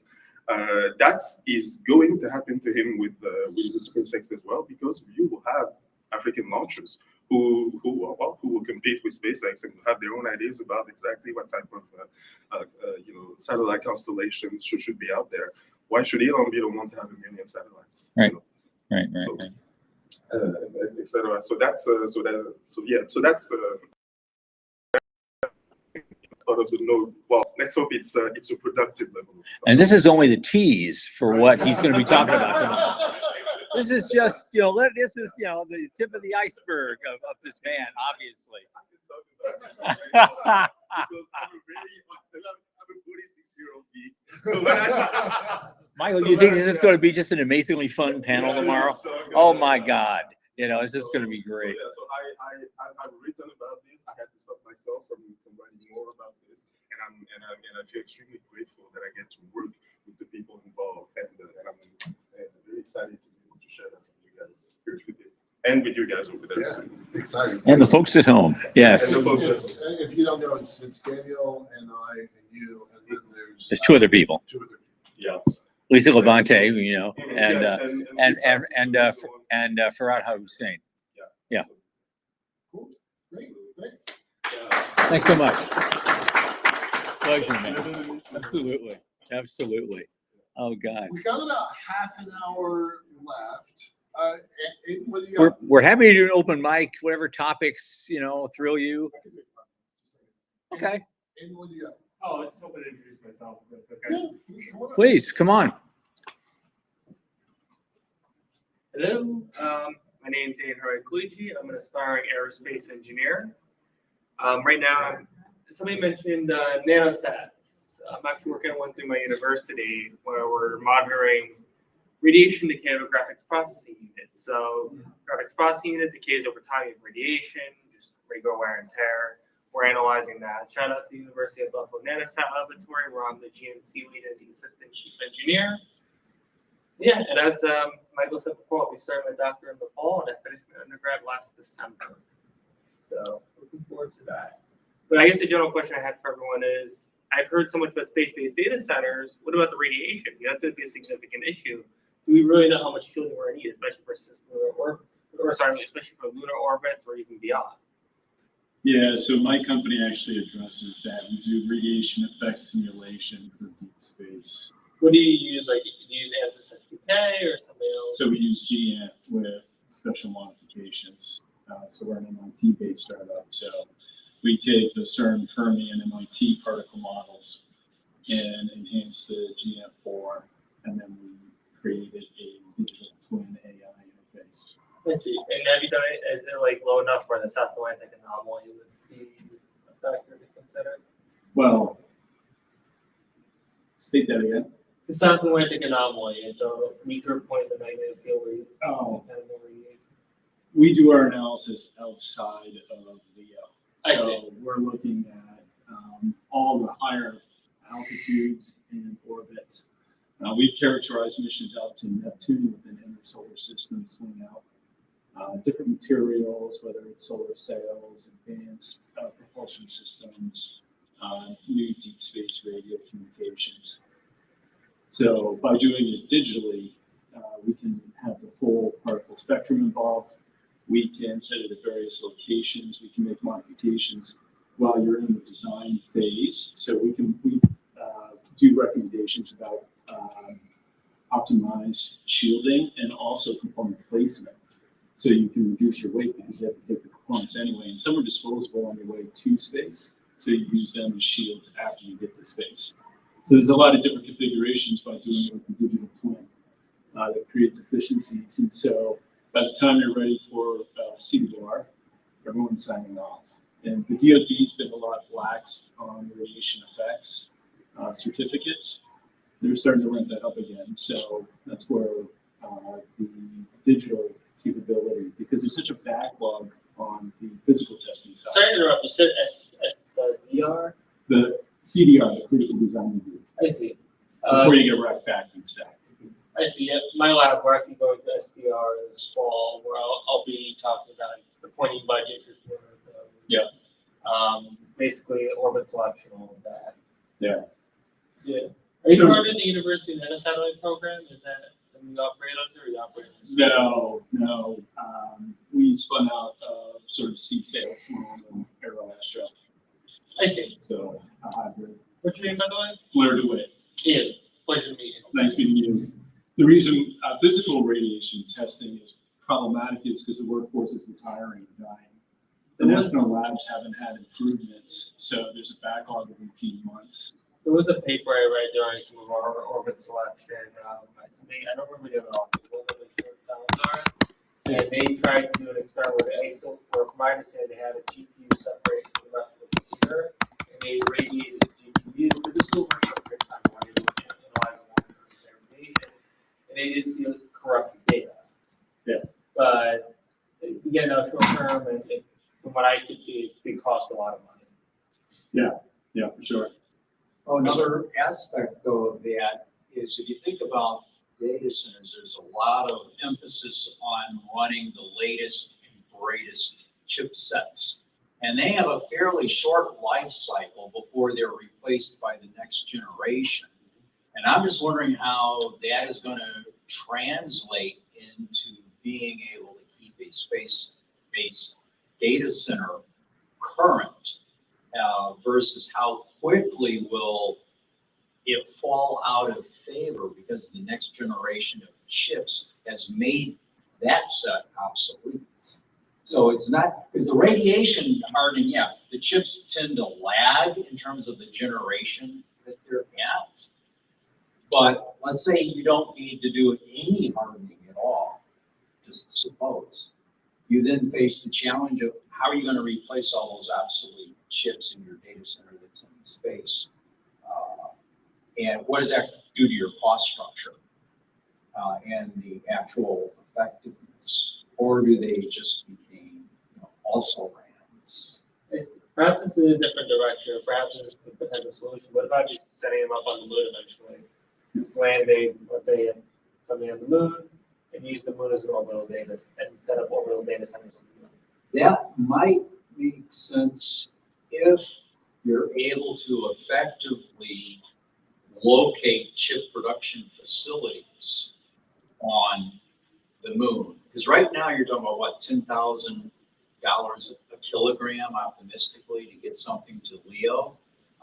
The cost of landing something on the surface of the moon is going to be significantly higher for the foreseeable future. So I don't know how effective it, from a cost standpoint, I don't know how effective that would be to deliver your finished chips from Earth to the moon. Although I have to say, optimally, we do want to be able to build things on the moon. And so from that perspective, that might make sense. In fact, one of the presentations earlier today was about using mass drivers to launch data centers off the surface of the moon to get them, into Earth orbit from the moon. Is that by Osman? Yes. Yeah. It was by one of the slides. Not related, but one of the slides. All right, But thanks a there's lot. an opportunity to leverage best practices from IT industry. So tape was hot stuff, then it went to spindle, then it went to chips. They never lost tape. You just allocate different data sets to different mediums. So as your data center starts aging, it's destined for tier 2, tier 3 processing opposed to your tier 1. Your tier 1 will always maintain the hottest stuff, but you never lose your footprint. Yeah. It just, the quality or the price you charge for processing in the tier one stays the same, but now you have more options as those data centers stay persistent. Jim, there's been talk for a long time about building solar panels from using lunar resources as a precursor for space-based solar power. I don't know jack about that technology. I'm not going to pretend that I do. But somebody was also saying, well, if you can build solar panels, how much farther is it to build your own chips? So the idea of building chips out of lunar resources is not very far away from building solar panels off of lunar resources. I'm not saying they're good chips, bad chips. I've got no skin in that game, but it is a pretty interesting idea that's not too much science fiction, as I understand. Yeah, that was an interesting history of conceptual development from Peter Glazier saying we build our solar panels, launch them into orbit, to O'Neill saying, hey, we've got the resources of the moon, we can use the resources of the moon to build the panels at an orbital factory and then deploy them in space. And then that one on to David Criswell, who said, well, as long as you've got all you're mining the moon, why not just build your solar power satellite on the surface of the moon? Just lay it out on the moon, beam the power to a trio of relay stations in Earth orbit. And that way your workers have much more protection because they're not working at a factory that's in orbit, they're working at a factory on the surface of the moon. And I know that there are people working on the numbers in a much more serious way than I have up to this point, but you essentially have three key benefits of using lunar regolith or in space silicon sources for making chips. It's that you can make the chips wider so that your ultimate wafer has a larger cross section, which increases your chip density by the square of the radius, right? So that's a benefit. You've got the opportunity to create longer ingots because you're no longer worried about the ingot itself just kind of falling apart. So that means your overall wafer yield can go up. And then the other benefit is that because you can control your temperature environment much more carefully, you have a greater chance of actually also having a better yield of just the general single crystalline form at the same time. Now, the big risk that comes in with a lot of this is actually, does the cosmic radiation come in and cause disjunction within your crystal lattice? And I don't know that that's particularly well known at the moment, but is one area to keep an eye out. What about static electricity? If it's difficult to fight here, if you're on the surface of the moon, it's insane. Mm-hmm. So you need, and there's some good research on polymers that create an anti-static because it's a problem right now for solar panels that operate on the surface of the moon being tracked right away and dust. So they're trying to figure out how you shed that. Do you shed it electromagnetically? Is it a polymer that goes on your solar panels? If you're going to manufacture them, how do you keep it clean and static free? Yeah, big risk. Yeah. Well, all right. I'm glad these conversations take on a life of their own. It makes the show special. I think Charles, you were up. You want to have something to say? So I'm probably one of the more unusual guests here because Michael has no idea why I'm here. So let's find out. I want to just tell you that I've been a technologist my whole life for 50 years, but in terms of space, I'm really unusual because I'm a fanboy primarily. So I ran into Michael originally at 22 years ago at the Boston World Science Fiction Convention, which is where he is presenting about the space elevator back then. And he convinced me through a website that had a thing that said return on investment 40 years, 100 years, or 100 years plus. So I checked that one. Okay, so that's how we became friends. And we worked on a lot of very cool early experiments. We had a blinding snowstorm. We had a crawler going up and down a little tiny version of the tapestry. Went to Northwest. At MIT, by the way. Yeah, the green building, 36 floors high. Yeah. And then there was a big balloon getting FAA clearance in the Northwest. And you had that little car that we were driving. Anyway, so I've been there forever. I flew at my own dime in 2011 when we shifted to the Lunar Space Elevator 15 years ago now. And so I've been a big fan for a long time. But one of the reasons I came here was I thought, I wonder if I can actually use Anthropic Claude code at lunch to build a simulation based on lift port data. And so I did. It took 90 minutes. Okie doke. At lunch today, I used Anthropic Claude code. It using the $400 level, the business level. Mhm. And in 90 minutes, it built a paragraph of what I thought you were doing. And what it's doing now in Agents is reading all of the lift port transparency documents and video, and it's going to make a better version of this. And I brought with me a headset so we can make something that's both educational and for investors. And Michael had no idea I was doing this, but I just thought I'd show up and see like what I could come up with. So on the laptop and the VR headset, if anybody has feedback about what you want to see, I can produce something by the end of the conference. So, Thanks, Charles. Brilliant. Nice to see Okay, you. thank you. I have not, Yeah. I've not seen Charles since 7 to 8, 10 years, maybe even more. no, the last time I saw you 20 was years. at Oh, the 15 last years. blue Yeah. experiment. That's Well, 15 I've got years a nice ago. beard now, one of the gray beards. Right, yeah, I'm working on it. Well, thank you, Charles, thank you.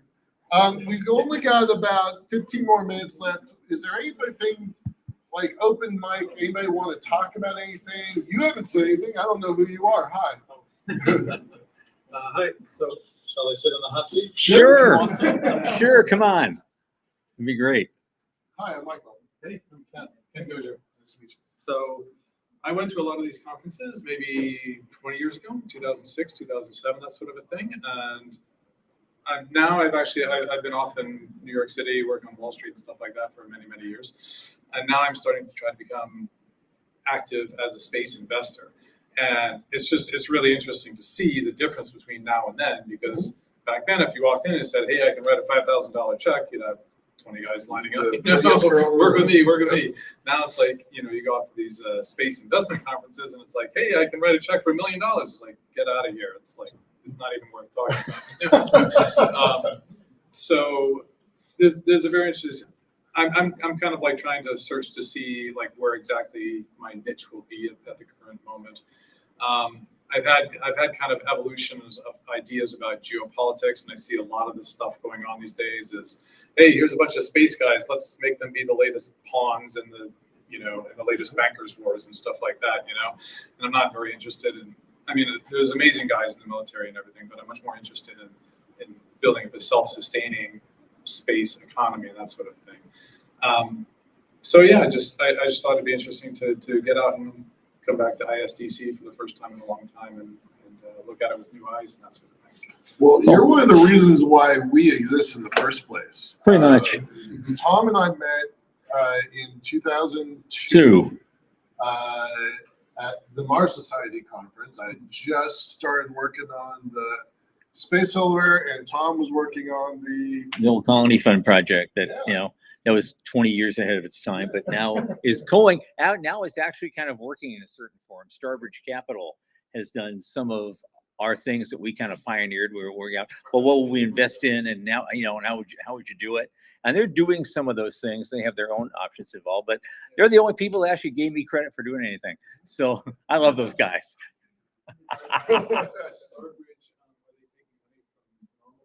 Yes, I think they take money from normal people. Yeah, they do. Yeah. There's a few funds out there that are doing it. Yeah. Starbridge Space Fund, to a lesser degree, Paragon. There's a couple, and then there's the Starbridge is that Michael Mealing? Mealing. Yep. And Stephen Jorgensen. Yeah. And then Rich Godwin's floating around here somewhere. He's got some Oh, stuff wow. going on. He had a book company way back. He did. That's his brother. His brother. That's Rob. So I mean, so Tom's been running the space investment Summit. business. Well, I was going to say the business plan company. The business plan company. We've been doing that since 2009. And they actually have been involved in Space Investment Summit since 2007.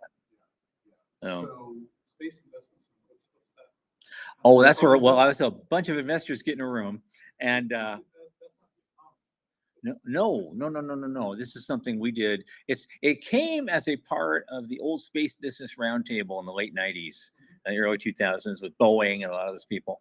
And one of the guys who was working there at the time, Paul Eckert is his name. He ended up at FAA and then he retired a few years ago, but he started that thing. I started working with him on that.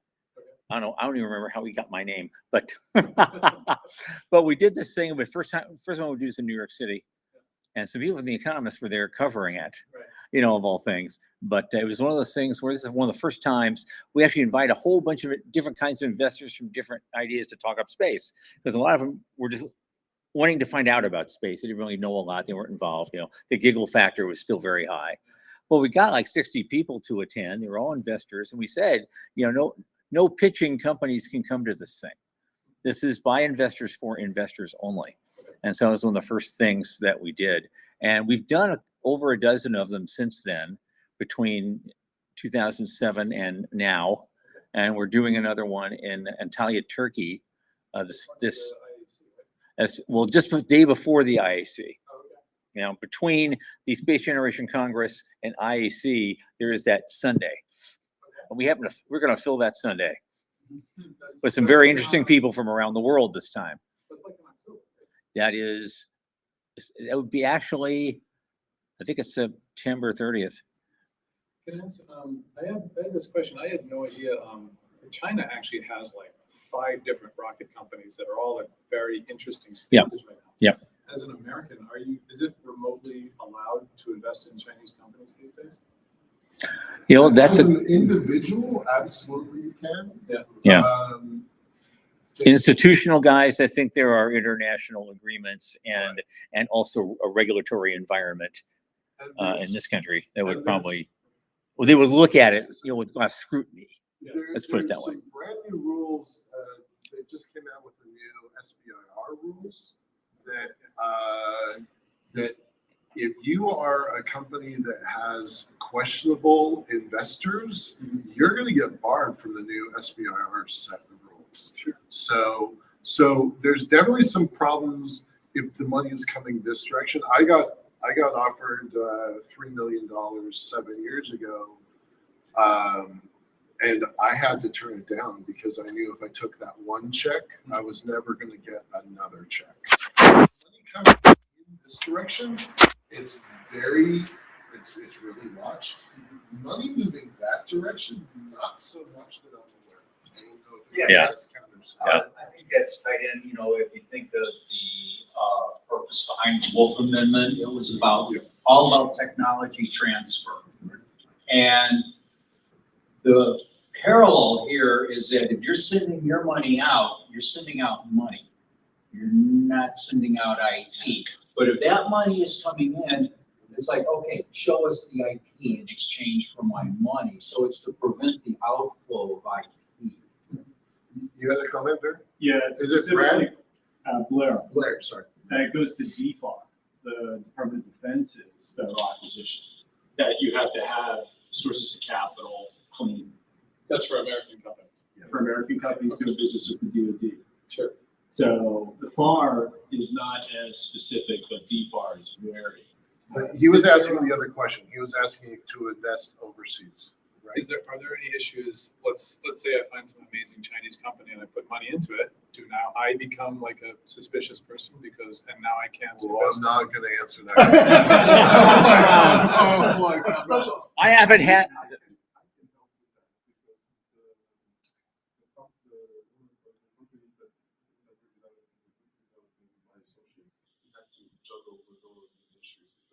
Since we develop projects mainly with Global South, that's going to involve partners who may or may not be under some form of US entry, which change all the time. So by definition, we have to be able to navigate that.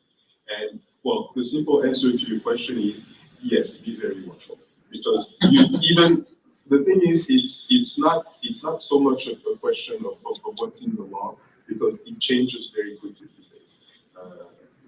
And in ways that seem very capricious. The thing is, it's the you can be in that limbo space where you could be suspicious, and just that is attract not only undue, not necessarily attention, but there's a whole bunch of stakeholders useful, whether they be business partners or technology partners or else who are going to stay with us. We're not quite so sure. But one way to navigate them, at least on the legal side, is actually to use different jurisdictions. So this is something that we've developed. So because we have an international number of employees, so we are never going to put them in a position where they have to violate the laws of the country they reside in or the country where they're from. So there's definitely some things that we go, okay, the Americans that work for us. This includes we employ from veterans, including veterans from U.S. military intelligence. So you can imagine how sensitive and involved it will be. But there are ways to navigate them. We use people that have a different nationality and we use different jurisdictions so that we can work with the Chinese, for example, on space technology in Africa. That's the best way to address it. And there must be lawyers who specialize. Yes. There's always lawyers. There's always lawyers. Okay, ladies and gentlemen, we have about 4 minutes to go. I want to know if somebody will volunteer this. We always ask our guests, at the end of each show, what do you think the world's going to look like in this industry in 5 years and 25 years? Is there anyone here who would like to take a crack at that? Really? Come on, have some courage. Well, I know No, or you're down to go. You can sit there. You come here. I don't care which. What does our world look? What does our space world look like in 5 years and 25 years? 5 years, I think Elon Musk will be a multi-trillionaire because he will have achieved his wing. Yeah. Probably. Michael's approving. Good answer. Good. Already started building his first data centers in space. That will, and I hope he will have started rolling out.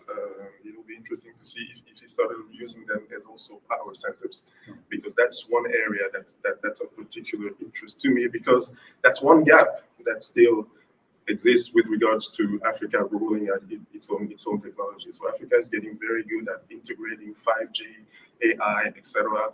How to transmit the energy from space to the ground is something that has not been appropriated yet within Africa. So maybe that's another gap that will be filled within the next 5 years. 25 years is tough. Yeah. 25 years, I can make a wild guess, because this involves a larger issue, geopolitics. How will the powers that are jostling to control and define right now the space technologies and other technologies, because it's all integrated. Because one of the realities here is that there's this concept of hot war and cold places. Like we've obviously, these days, we have to be focused on the risk of a World War III. That's in everybody's heads. But there are some allies who said, well, World War III has already started. It's just you're not seeing it. It's a hot war in cold places. It's happening way deep in the sea with undersea cables. It's happening in the Arctic, and it's happening in space already. Yeah. There are talks of some powers setting up nuclear. I'm going to remember that's a great term. I'm going to remember a hot war in cold places. Wow. Exactly. And so, exactly. Yeah, exactly. People know Green. She's done some great presentations about that. I think the expression is hers actually. So I recommend everyone to watch her, because she lays it out in great detail. And I will, even though I have some issues with some of her points, I would emulate her optimism. Okay. So for 20 to 25 years down the line, the great powers have ended the jostling the way so far it has always ended, which is with a big hug. She's actually right about that. I like that. I like that very much. 1962, Cuban Missile Crisis and ended with a big hug. Yep, it did. And, Yep. Reagan Gorbachev ended with a big hug. Yep. So thankfully, Every 80 years or so, we go through this. So, and here we go again, Yeah. Exactly. So in 25 years, it ended with a big hug, and the main global powers have decided that because the risk of confrontation is catastrophic, they're better off working together. Yep. And so we have a productive, integrated global lower Earth orbit economy that's exploded. That includes obviously data, but also energy that we can, and that concentrates most of our data centers. And Yep. my hope specifically is that within that, Africa has carved out a strategic space, because Right. Africa has developed Absolutely. its own satellite constellation, a million dwarfing Elon Musk. And actually, dwarfing Elon Musk. And hopefully along the way, we have a few African businessmen that have also become trillionaires, including dwarfing his money. And it's able, because of that, the leapfrog that I hope for has actually happened. By leveraging and integrating those technologies through the lower Earth orbit economy and sector, Africa has transformed itself and helped transform the world as well. So that's Great. And on that, this is great. Thank you. Thank you so much, young man. And on that, we have to end it. I can't believe 2 hours has gone by already. And you guys are also brave. You stuck it out this whole time. And thank you so much for coming. And so I just say, as I always say, for Michael Lane and Sean Key, the folks at home, and all you lovely people who are in here today for the second annual live show. Thank you so much for being here. And my name is Thomas Andrew Olson. Keep watching the skies. always.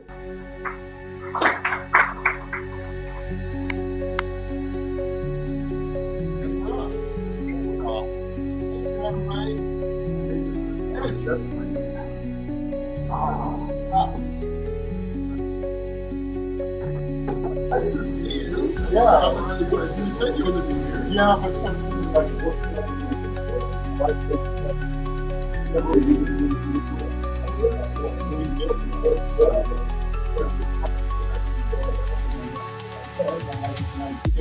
but